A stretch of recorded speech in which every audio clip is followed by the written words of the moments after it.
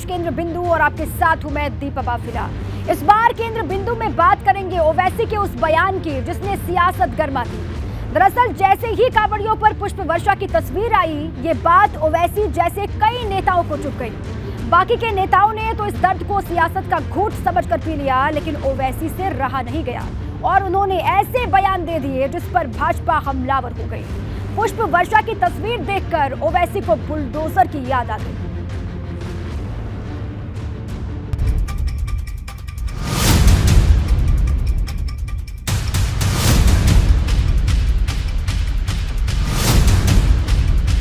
ये योगी राज में कांवड़ यात्रा की तस्वीर है,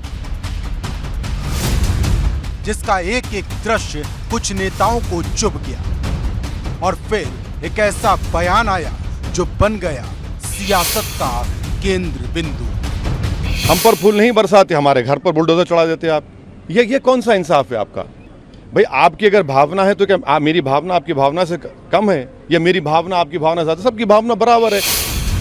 ओवैसी ने पहले कांवड़ियों पर सरकारी खर्च से फूल बरसाने पर तंज कसा और उसके बाद भावनाओं का हिसाब मांगा। ओवैसी ने योगी सरकार पर सवाल खड़े करते हुए कहा, कांवड़ियों के पैरों की मालिश होती है और मुसलमानों पर लाठी चलाई जाती है। अगर सबका साथ है, सबका विकास है, तो भैया हमारे भी पैर की मालिश करिए ना आकर। आप हमारे पैर की मालिश करने की जगह हमको ले जाकर पुलिस स्टेशन में लटों से पैर पर मारते हैं।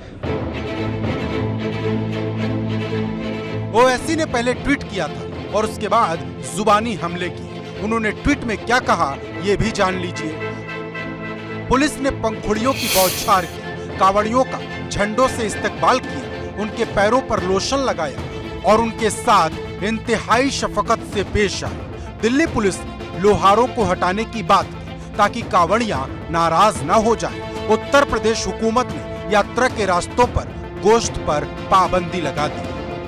ओवैसी ने जब हमला बोलना शुरू किया तो वो रुकने का नाम नहीं ले रहे थे। एक और ट्वीट सामने आया जिसमें उन्होंने लिखा, ये रेवड़ी कल्चर नहीं है क्या?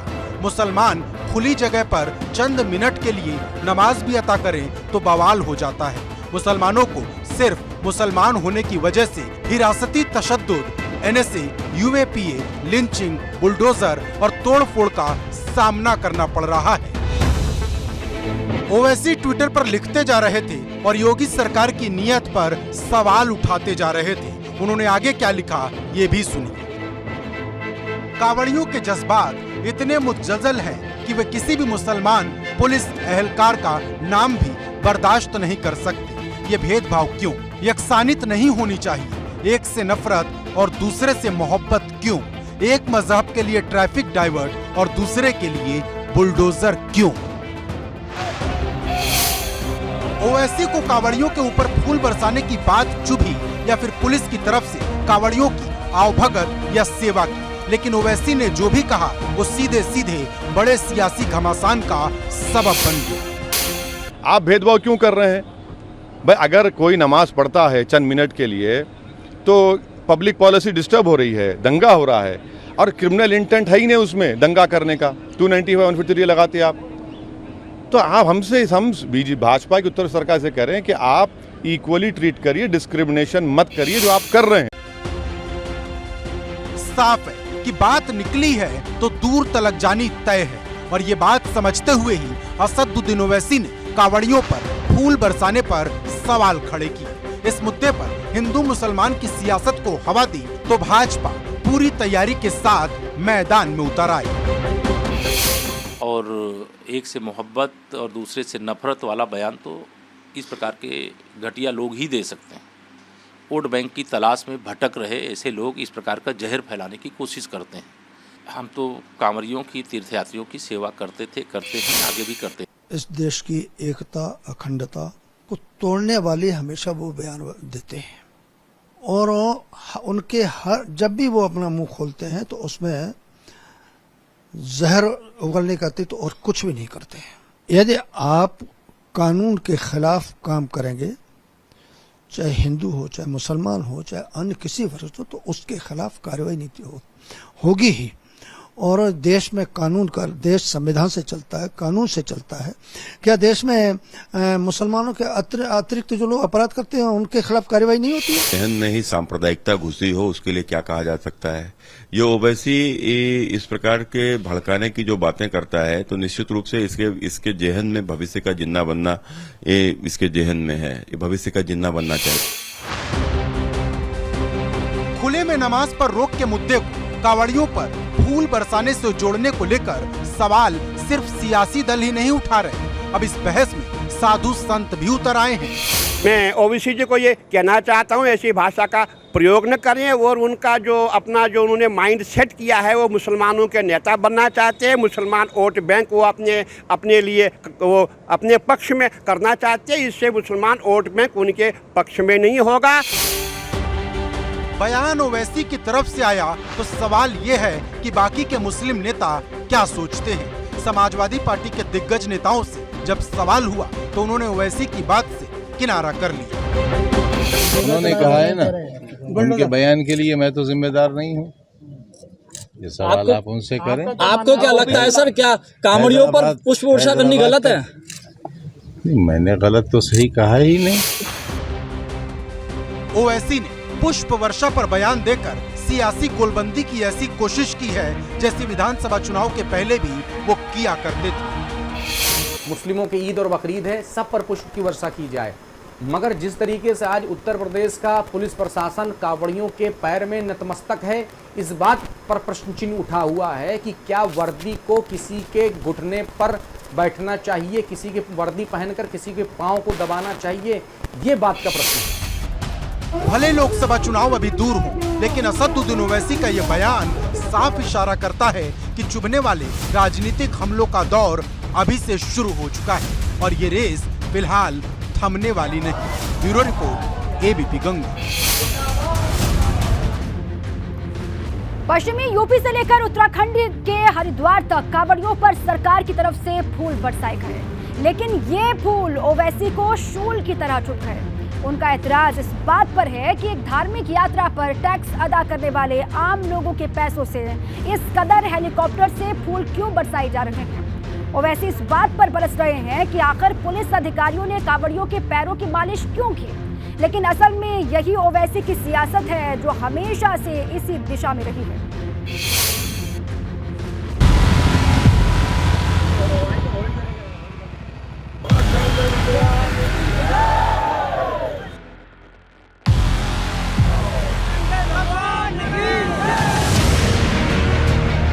कांवड़ यात्रा पर ओवैसी का बयान कोई इत्तेफाक नहीं है, बल्कि ऐसी सधी हुई राजनीति का एक हिस्सा है जो ओवैसी के भीतर अच्छी तरह से रची बसी है।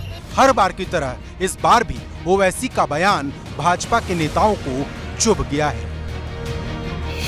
ओवैसी साहब जानबूझ के ये सब करते हैं और वो चाहते हैं कि इस देश में जितना कट्टरवाद है मुस्लिम वो बढ़े और लोग उनको वोट करें, क्योंकि उन्हें मालूम है कि उन्हें दूसरे वर्ग का वोट बिल्कुल नहीं मिलना।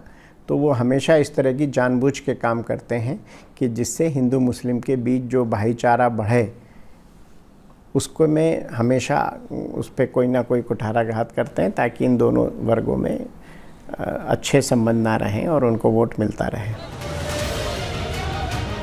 वोट की राजनीति तो हर सियासी दल करता है, ओवैसी ना तो इससे अलग हैं और ना ही अलग हो सकते हैं। लेकिन सवाल गहरा ये है कि क्या ऐसे बयानों से सांप्रदायिक हिंसा भी भड़क सकती है। इस चीज़ को समझ में आ रहा है कि लगातार ये सांप्रदायिकता को भड़काने की बात करता है और निश्चित रूप से मैंने सदैव इस बात को कहा है कि ये हिंदुस्तान का दूसरा जिन्ना बनना इसके जहन में है। तो कुल मिलाकर जो कांवड़ियों के ऊपर सवाल खड़े करना, तो मैंने इस देश की आस्था के ऊपर सवाल खड़े करना। ओवैसी ने सवाल पुलिस अधिकारियों की भूमिका पर खड़े किए, लेकिन भाजपा इसे आस्था से जोड़ती है। लेकिन इसके पीछे की सियासी कोशिश क्या है, इसे जानकार अच्छे से समझते हैं। ओवैसी को लगता होगा कि ये उनके लिए बहुत, मुस्लिम समुदाय उनके पीछे एकजुट हो रहा है और उनके विरोधी बोलते रहते हैं ये, और ख़ुद मुसलमानों में से ये आवाज़ आने लग गई है कि ओवैसी हमारे लिए हित नहीं कर रहे हैं बल्कि उनका अहित कर रहे हैं, क्योंकि जितना आप वैमनस्य फैलाएंगे हिंदू मुसलमान या किसी भी कम्युनल लाइन पर, वो न इस देश के हित में है, न किसी भी राजनीति के हित में है, और ओवैसी के हित में पता नहीं कितना है। लेकिन क्या ओवैसी जिस लक्ष्य को साध कर ऐसे बयान देते हैं वो कभी पूरा हो भी पाएगा? क्योंकि बात भले ही वो मुसलमानों की करें, लेकिन राजनीतिक तौर पर उनका निशाना हमेशा सपा को ही माना गया है। कोई किसी के मजहब का हमला हो, चाहे मुसलमान हो, हिंदू हो, कोई भी हो, किसी मजहब के लोग हों, उनका कोई मजहबी त्यौहार है, क्या है, कैसे मनाते हैं, उससे हमें कोई लेना देना नहीं। वो अपने हिसाब से, अपने अकीदे के हिसाब से वो काम करते हैं। हमें उसमें कोई दखल देने की ज़रूरत भी नहीं है, और ना हम देंगे, ना हम देना चाहते हैं। बात ओवैसी की जुबान से शुरू होती है और आते आते मुस्लिम वोट बैंक पर खत्म हो जाती है। कांग्रेस कहती है भाजपा और ओवैसी एक ही सिक्के के दो पहलू हैं। भाजपा की राजनीति और ओवैसी की राजनीति एक जैसी है। जिस तरह से मुद्दों से भटकाने का काम भारतीय जनता पार्टी करती है और भटकाने के बाद उसे और ताकत देने का काम ओवैसी जी करते हैं।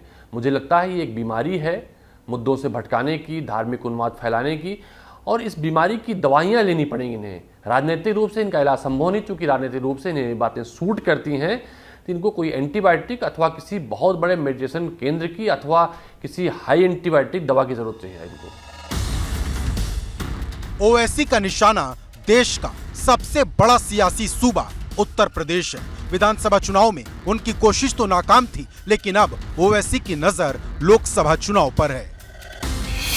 ओवैसी को यूपी में एंट्री चाहिए और उसके लिए दो मुफीद मौके हैं।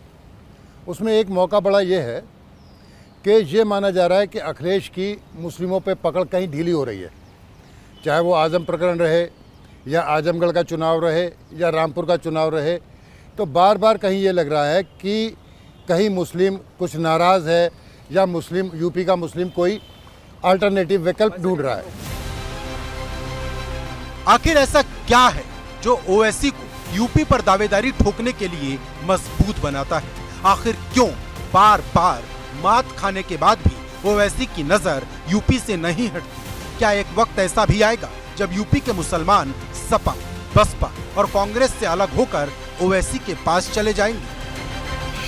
क्योंकि भारतीय जनता पार्टी की सरकार दोबारा सत्ता में आई है, तो उनके लिए ये एक मौका लगता है कि वे मुस्लिम वर्ग को जो उनकी जो कुछ भी नाराज़गी रही हो, जो कुछ भी असंतोष रहा हो, उसको अपने पक्ष में करके अपने आप को मुस्लिम वर्ग का नेता स्थापित करने की कोशिश में लगें। और चूँकि उत्तर प्रदेश बड़ा राज्य है, यहाँ पे सभी को अपने लिए संभावनाएं दिखती हैं। इतना तो साफ है, ओवैसी अपनी कोशिश यूपी में छोड़ने वाले नहीं हैं, लेकिन सवाल तो ये है कि इसका फायदा आखिर किसे मिल रहा है?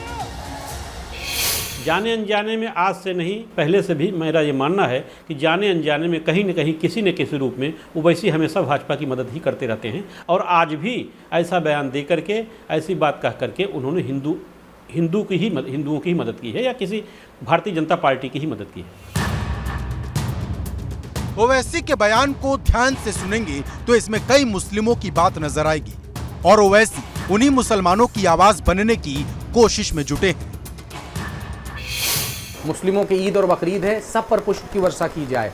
मगर जिस तरीके से आज उत्तर प्रदेश का पुलिस प्रशासन कावड़ियों के पैर में नतमस्तक है, इस बात पर प्रश्न चिन्ह उठा हुआ है कि क्या वर्दी को किसी के घुटने पर बैठना चाहिए, किसी के वर्दी पहनकर किसी के पांव को दबाना चाहिए, ये बात का प्रश्न है। सियासत का काम वैसे तो जोड़ने का होता है, लेकिन नेताओं के बयान कभी कभी तोड़ने वाले दिखाई देते हैं, और ये सब होता है वोट बैंक के लिए। Bureau report, ABP Ganga.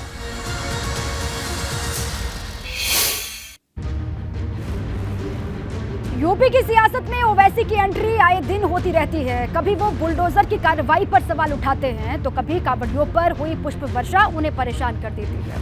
दरअसल ओवैसी मुस्लिम वोट बैंक की खुली राजनीति करते हैं, और उनकी बातें मुसलमानों से शुरू होती हैं और मुसलमानों पर ही आकर के खत्म भी हो जाती हैं। यूपी में उनका मकसद सिर्फ एक है, किसी भी तरह मुस्लिम वोट बैंक सपा से निकल करके उनके कब्जे में आ जाए।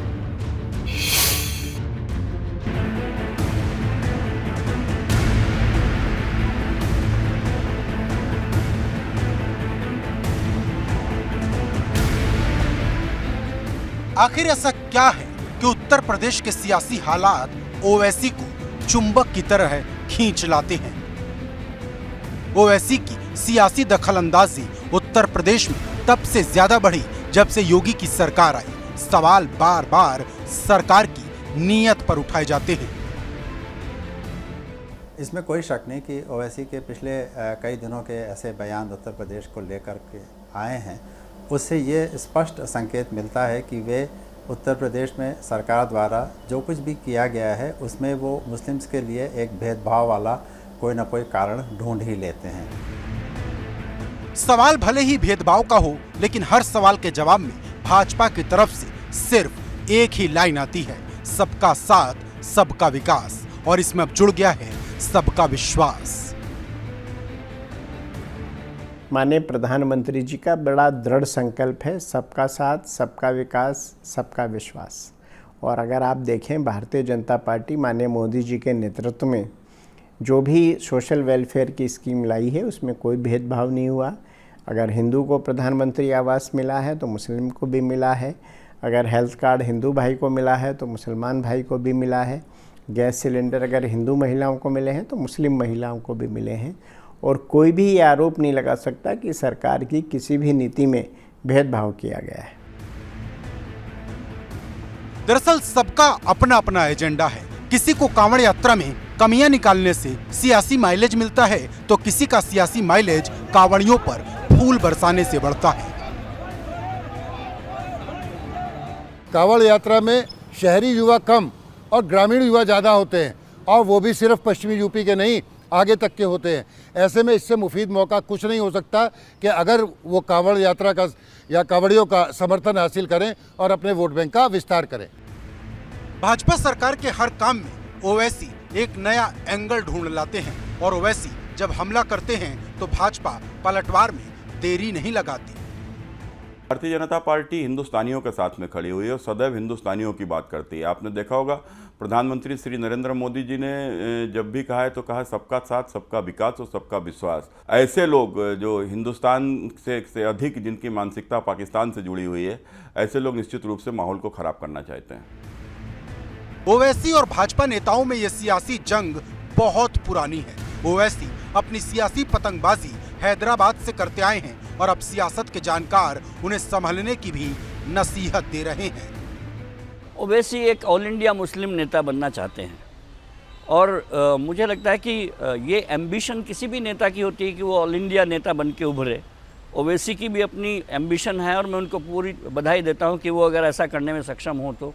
लेकिन वो असल में नेता हैदराबाद के ही हैं, उनको उसी पर ध्यान देना चाहिए, क्योंकि वो अगर ज़्यादा नेशनल एम्बिशन रखेंगे तो हैदराबाद में जो नुकसान हुआ उनको वो आगे भी झेलना पड़ सकता है, और अपना खुद का आधार उनको कभी नहीं छोड़ना चाहिए। ओवैसी हैदराबाद से आगे निकल चुके हैं। उन्होंने बिहार में अपनी छाप जरूर छोड़ी, लेकिन बंगाल और यूपी में उन्हें झटका लग गया। अब उनकी नजर 24 के चुनाव में कुछ ऐसा कर देने की है जिससे उनका नाम और ऊंचा हो जाए। थोड़े बहुत वोट उनके आने भी लगे हैं तो अपनी ज़मीन को पुख्ता करना चाहते हैं, और जैसे बिहार में उन्होंने एक अच्छी इबारत लिख दी थी जीत की और कई विधायक जीत गए थे, वो शायद यूपी में उसी फार्मूले को आजमाकर आना चाहते हैं और यूपी में भी एंट्री चाहते हैं। ओवैसी के बयान की टाइमिंग हमेशा से खास रही है। कभी कभी उनके बयान ऐसे समय पर आते हैं जब देश में कई बड़े मुद्दे सिर उठा रहे होते हैं, और यही वजह है कि विपक्ष ओवैसी को भाजपा की बी टीम बता देता है। स्क्रिप्ट भारतीय जनता पार्टी तरफ लिखी जाती है और जुबान ओवैसी जी की होती है कि उन्हें कांवड़ियों पर क्या बोलना है, उन्हें धर्म के मामले में क्या बोलना है, उन्हें भाजपा के मामले में क्या बोलना है, कांग्रेस के मामले में क्या बोलना है। वो भाजपा की स्क्रिप्ट होती है जिससे चर्चा ओवैसी और भाजपा की हो, ना कि बेरोजगारी की, भ्रष्टाचार की, स्मृति ईरानी के घोटाले की, बढ़ती हुई महंगाई की ना हो। ये दोनों की साजिश है और मिली भगत है। दरअसल कोई कुछ भी कहे, लेकिन ओवैसी की राजनीति की पटरी बिल्कुल सीधी है। उन्हें पता है कि वो किस दिशा में बढ़ रहे और ये राजनीति उन्हें किस दिशा तक आगे ले जाएगी। भारतीय जनता पार्टी ने हिंदू तुष्टीकरण की बात तो नहीं की, लेकिन कि हिंदू की उन भावनाओं को जागृत किया और हिंदुओं को ये बताने में कामयाब रही कि पिछले 70 सालों से आपके साथ अन्याय हुआ है और मुस्लिम तुष्टीकरण की नीति के तहत अल्पसंख्यकों का फायदा हुआ है और निश्चित रूप से इन अल्पसंख्यकों ने आपके हितों में या आपके अधिकारों में सेंधमारी की है। ये बात कहीं ना कहीं भारतीय जनता पार्टी समझाने में समझ हो गई है, भारतीय जनमानस को समझाने में समझ हो गई। अब वही बात उस जिस मुस्लिम तुष्टीकरण की बात भारतीय जनता पार्टी करती थी, आज वही बात हिंदू तुष्टीकरण की बात करके ओवैसी मुस्लिम जो मतों को एकजुट करने के प्रयास में लगे हुए हैं। ओवैसी मुसलमानों की बात करते हैं और भाजपा हिंदुत्व की राजनीति के लिए पहचानी जाती है। दोनों एक दूसरे के पूरक हैं और इस राजनीति में वो पिस जाते हैं जो ना तो पूरी तरह से इधर के हैं और ना ही पूरी तरह से उधर के। यहाँ पर डेमोक्रेसी है, यहाँ पर राष्ट्रवाद है, यहाँ पर धर्मनिरपेक्षता है और यहाँ पर समाजवाद है। ये जब चार चीज़ें एक होती हैं तब एक लोकतंत्र बनता है, एक मजबूत लोकतंत्र बनता है। मगर भारतीय जनता पार्टी सिर्फ हिंदुत्व पर ही काम कर रही है। ये हमारे आने वाली जनरेशन के लिए बहुत बड़ा खतरा है। सियासत में साम दाम दंड भेद हर चीज जायज है। जिस दिशा में चलने से सियासी दलों को फायदा होगा वो उसी दिशा में चलेंगे, बेशक वो दिशा समाज को बांटने वाली क्यों ना हो। Bureau report, ABP Ganga.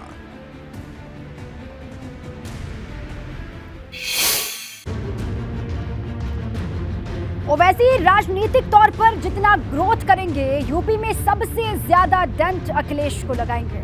वो अखिलेश यादव का नाम भले बहुत कम लेते हों, लेकिन उनका निशाना अखिलेश यादव ही रहते हैं। दरअसल वो ये साबित करना चाहते हैं कि मुसलमानों के लिए अगर कोई सबसे ज्यादा सोचता है तो उसका नाम है असदुद्दीन ओवैसी। लेकिन विरोधी कहते हैं कि ओवैसी की राजनीति भाजपा को बढ़ावा देने वाली होती है।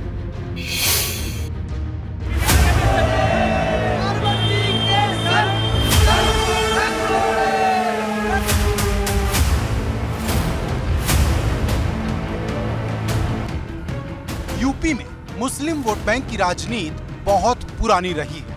कभी ये वोट बैंक कांग्रेस के पास था तो कभी सपा और बसपा के पास खिसका। अब सपा का दावा है कि मुस्लिम वोटर्स ने उन्हें पूरी तरह से वोट किया। यूपी का मुसलमान समाजवादी के साथ था। अभी आपने देखा ही कि समाजवादी की लहर भी आई, लेकिन कुछ हालात ने बहरहाल उसको पीछे हटा दिया। मुस्लिम वोट बैंक पर सबकी दावेदारी रहती है। सपा अगर मुस्लिमों को अपने साथ बताती है तो भाजपा पलटकर हाल ही में हुआ विधानसभा चुनाव याद दिला देती है।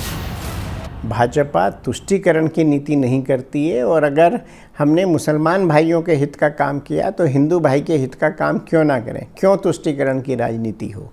हम सबको लेके आगे चलना चाहते हैं, सबका साथ लेके चलना चाहते हैं और मुझे फ़ख्र है हमको इस बार का भी अगर आप चुनाव देखें 2022 का तो बहुत अच्छी तादाद में मुस्लिमों का भी वोट हमें मिला। भाजपा हर बार अखिलेश यादव की समाजवादी पार्टी को मुस्लिम तुष्टीकरण की राजनीति के नाम पर घेरती है। अखिलेश की राजनीति की तुलना तो अब ओवैसी की राजनीति से की जाने लगी है।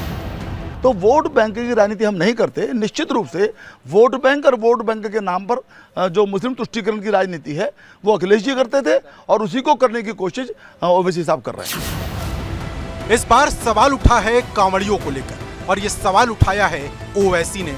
लेकिन ओवैसी का बयान जब से आया भाजपा के नेता इतिहास दिलाने लगे। ये बताने लगे कि पहले जब कांवड़ यात्रा होती थी तो क्या क्या होता था। जो यहाँ के कांवड़ियों के साथ में जो भेदभाव होता था, कांवड़िया जब भी यात्रा लेकर निकलते थे तो उनके ऊपर पश्चिम में पहुँचते उनके ऊपर हमले होने लगते थे।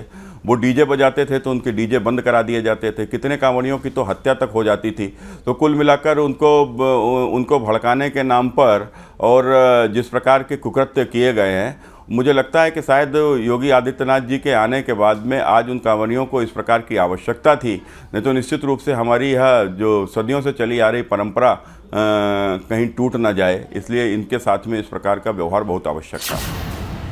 ओवैसी के बयान के बाद क्या मुसलमान उनकी तरफ झुक जाएंगे? क्या 24 के चुनाव में वो अखिलेश को छोड़कर कहीं और चले जाएंगे? ये तमाम सवाल हैं जो पहले भी उठते थे और फिर से उठने लगे हैं। देखिए, मुझे लगता है कि वो ओवैसी कितना ही कुछ कर लें, उत्तर प्रदेश के मुसलमान उनकी ओर झुकने वाले नहीं हैं। वो अखिलेश यादव के साथ ही रहेंगे या बहुजन समाज पार्टी के साथ रहेंगे या कांग्रेस पार्टी के साथ रहेंगे। वो कांवड़ वाले पे फूल बरसाने का जो इश्यूज़ हैं वो काम नहीं आएगा। ओवैसी ने भले ही कहा हो कि बुलडोज़र मुसलमानों पे चलते हैं और कांवड़ियों पे फूल बरसते हैं, मुझे लगता है कि उनको सिर्फ बुलडोज़र की याद नहीं रखनी चाहिए और ये भी याद रखना चाहिए कि इस देश में आज़ादी के बाद से लेकर आज तक किसी भी कमज़ोर वर्ग का साथ देने की, चाहे वो अल्पसंख्यक वर्ग हो, SC ST हो, उसके लिए विशेष व्यवस्थाएं की गई हैं। हिंदुओं के लिए अगर फूल बरसा दिए गए तो एक कांवड़ के मौके पर क्या बुरा है? अगर कभी किसी हिंदू नेता ने इस बात पर आवाज़ नहीं उठाई कि अल्पसंख्यक कार्य मंत्रालय पर 5020 करोड़ रुपए का बजट है और सिर्फ बुलडोज़र की याद हम रखें उसको लेकर। दरअसल ओवैसी जैसे नेता खुलकर अपनी बात कैमरे पर बोल देते हैं, लेकिन बहुत से नेता ऐसे हैं जो जानते समझते तो सब हैं लेकिन खुलकर कहने से बच जाते हैं। ये किस पॉलिसी के तहत गवर्नमेंट काम कर रही है, इसके पीछे का से क्या इशारा दे रही है, लेकिन लोग महसूस कर रहे हैं कि ये इसमें गवर्नमेंट की पॉलिसी शामिल है। मजे का सवाल तो ये है कि अगर ऐसे ही मुद्दे उठने बंद हो जाएं तो क्या होगा? अगर क्या होगा जब ना ओवैसी ऐसे मुद्दों पर बात करेंगे और ना भाजपा इस पर पलटवार करेगी। मुझे लगता है कि भारतीय जनता पार्टी से ज़्यादा भारतीय जनता पार्टी के समर्थक वो हैं जो इन इश्यूज़ को लेकर बहुत आलोचना करते हैं, बहुत शोर शराबा करते हैं। अगर ये शोर शराबा ना हो तो शायद भारतीय जनता पार्टी इन इश्यूज़ को उठाना ही बंद कर दे। मुझे लगता है कि भारतीय जनता पार्टी से ज़्यादा खैरख्वाह, पैरोकार, समर्थक और उनके इश्यूज़ को उभारने वाले उनके आलोचक हैं। अगर ये आलोचक ना हो, ओवैसी ना हो और वो तथाकथित लोग ना हो जो इन इश्यूज़ को बार बार उठाते रहते हैं, तो ये राजनीति नहीं चलेगी। दरअसल भाजपा का एजेंडा पूरी तरह से साफ है। ये एजेंडा कश्मीर में भी दिखा और काशी में भी। बात इशारों में होती है और समझने वाले सब समझ जाते हैं। भाजपा बहुत खुलकर अपने एजेंडे पर चल रही है, चाहे धारा 370 हो, अयोध्या हो, इधर अब जो काशी और मथुरा की बारी है वो आप देख ही रहे हैं कि अदालतों के थ्रू और सब तरफ से एक माहौल बन रहा है। और कांवड़ यात्रा 2 साल से स्थगित थी, कोरोना की वजह से हो नहीं पाई थी। आपको याद होगा इससे पहले जब हुई थी तब पहली बार योगी जी ने स्टेटमेंट दिए थे कि कांवड़ खुलकर चलेगी। वो यानी वो ये कहना चाहते थे कि कांवड़ियों को, कांवड़ यात्रा को उनका पूरा समर्थन है। वो पहली बार थी जब किसी मुख्यमंत्री ने फूल बरसाए थे। और इस तरह से बीजेपी अपने घोषित एजेंडे पर आगे बढ़ रही है। इस बात में कोई दो राय नहीं कि भाजपा का वोट प्रतिशत इस वजह से ही बढ़ा क्योंकि ओवैसी जैसे नेताओं ने एक समाज को परेशान करने की बात कही। अभी भी एक बड़ी आबादी ऐसी है जो हिंदू मुस्लिम के मुद्दे पर ही वोट करती है और यही सियासी दलों का सबसे बड़ा हथियार है। भाजपा ने शुरू से ही ये इस शिकायत का लाभ उठाया है कि उत्तर प्रदेश में हिंदू वर्ग के साथ सही व्यवहार नहीं हुआ। पार्टी ने पिछले जो भी सरकारें रही हैं, पिछली जो सत्ता में पार्टियां रही हैं, उनके ऊपर ये आरोप भी लगाया है कि उनके शासनकाल में प्रदेश के कुछ ज़िलों तक, प्रदेश के कुछ समुदायों तक ही सारी विकास की बातें सीमित रहती थीं और हिंदू वर्ग के एक बड़े हिस्से को उससे वंचित रखा जाता था। शायद इसी का एक रिज़ल्ट था, इसी का परिणाम था कि भारतीय जनता पार्टी को पिछले कई चुनावों में बड़ी सफलता मिली जिसमें हिंदू वर्ग ने उनका भरपूर साथ दिया।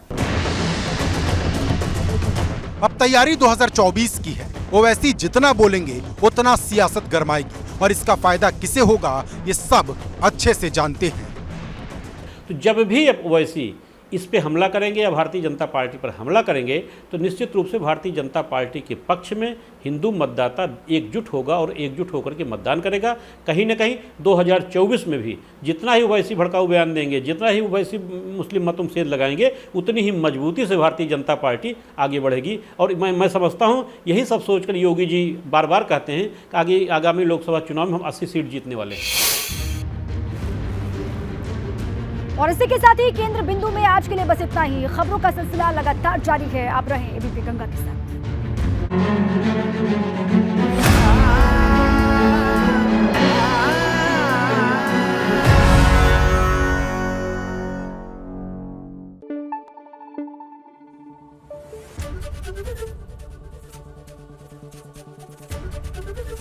एबीपी गंगा, खबर आपकी, जुबान आपकी।